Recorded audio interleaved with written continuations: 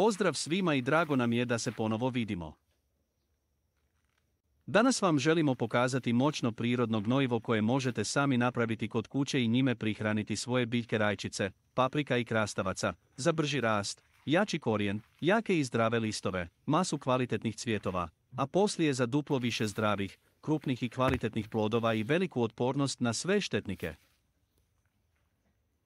Ljeto je uveliko tu, i biljke uveliko daju plodove, tako da će biljkama sada biti potrebno mnogo hranjivih materija, čiji nedostatak može usporiti njihov rast i razvoj, pa im je potrebno kontinuirano dodavati prihrane, da bi ostale snažne i zdrave. Da bi stabljika bila jaka, listovi zeleni, a plodovi jaki i sočni, vaše povrće treba mnogo nutrijenata, koje će uzeti iz zemlje, stoga je veoma važno kontinuirano obogaćivati zemljište, da biste imali što zdravije i što kvalitetnije povrće, ali također mnoštvo zdravog povrća, što duže tokom sezone.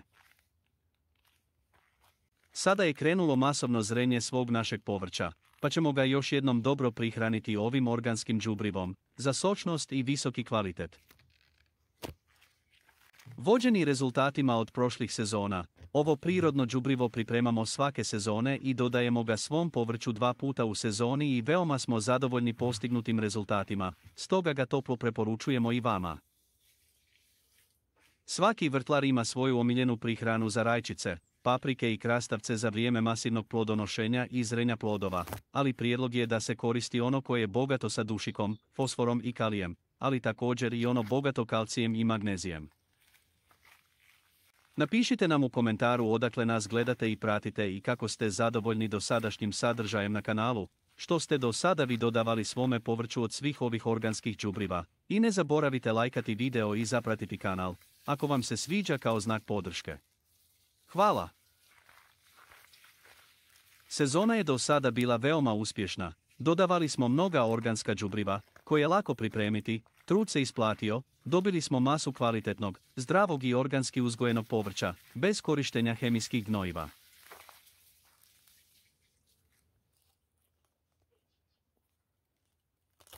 Sada ćemo ubrati nekoliko najmasivnijih rajčica i izvagati ih, da pokažemo kvalitet i moć našeg povrća, kao i moć prirode i svih do sada dodanih, ispravljenih organskih đubriva.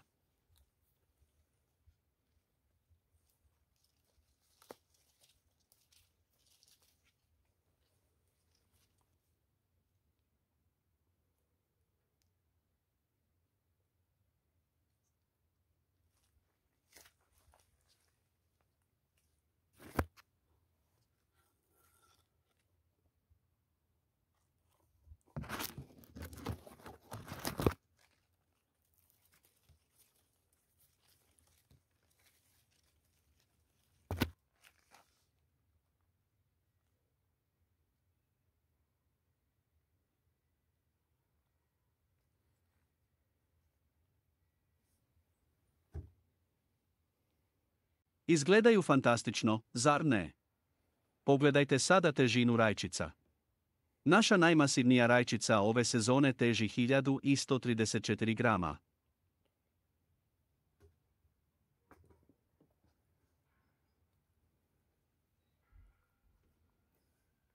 A sada krenimo sa pripremom ovog prirodnog gnojiva, vrlo lako se priprema i svako to može napraviti. Potrebno je 40 grama svježeg kvasca.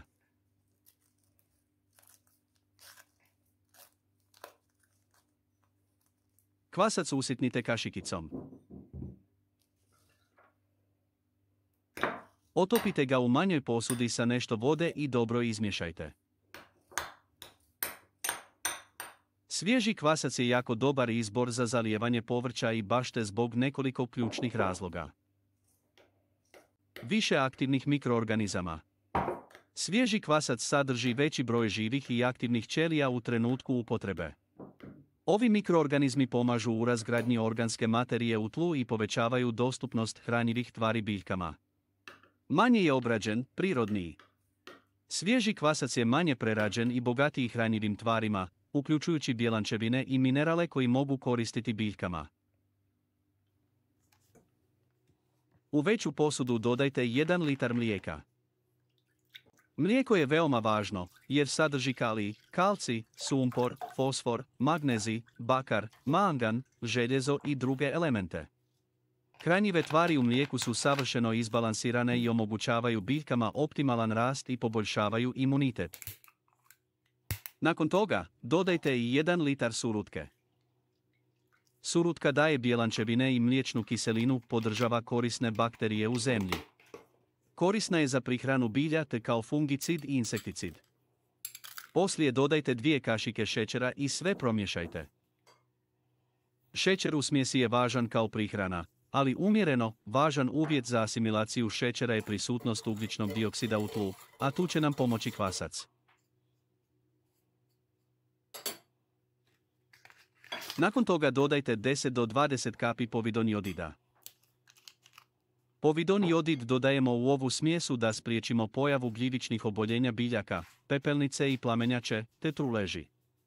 Našem povrću daće veliku snagu i otpornost na sve štetnike.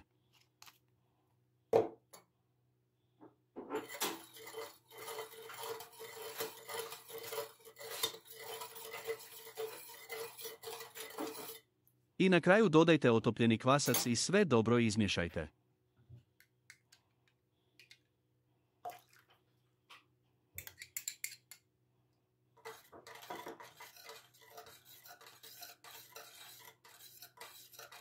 Kada ste sve izmiješali, ostavite smjesu da odstoji 1 sat.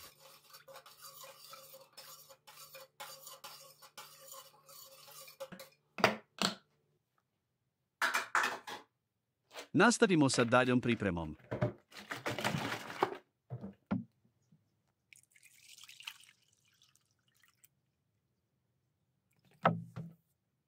Sada pripremite 2 kante za zalijevanje sa 4 litra vode u njima, dodajte pol litar dobivene smjese u svaku i još jednom promješajte.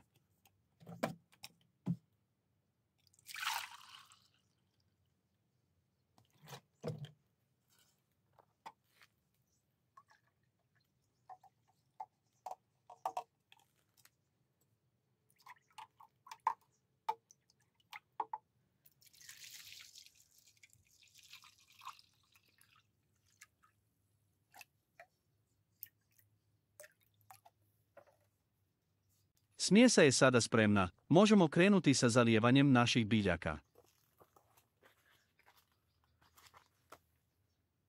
Dovoljno je oko 250 do 300 ml smjese dodati svakoj biljci.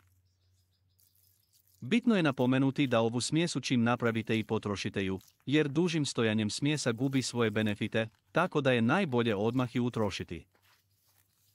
Ovom smjesom možete zalijevati vaše povrće 2 puta u sezoni, za vrijeme zrenja i masivnog plodonošenja.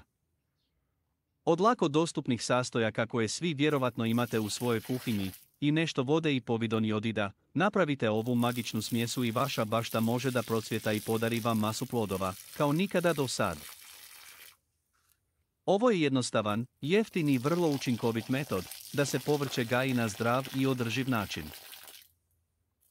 Važno upozorenje je da se pobrinete da biljke ne zalijevate tokom vrućih razdoblja, te ovaj postupak ostavite za večernje ili jutarnje sate, kada se zemlja ohladi, i time ne dozvolite palež na biljkama. Ako želiš povrće koje raste bujno, zdravo i brzo, zaboravi skupa vještačka đubriva i hemijske preparate. Priroda ti već nudi sve što ti treba, i to u najjednostavnijem obliku.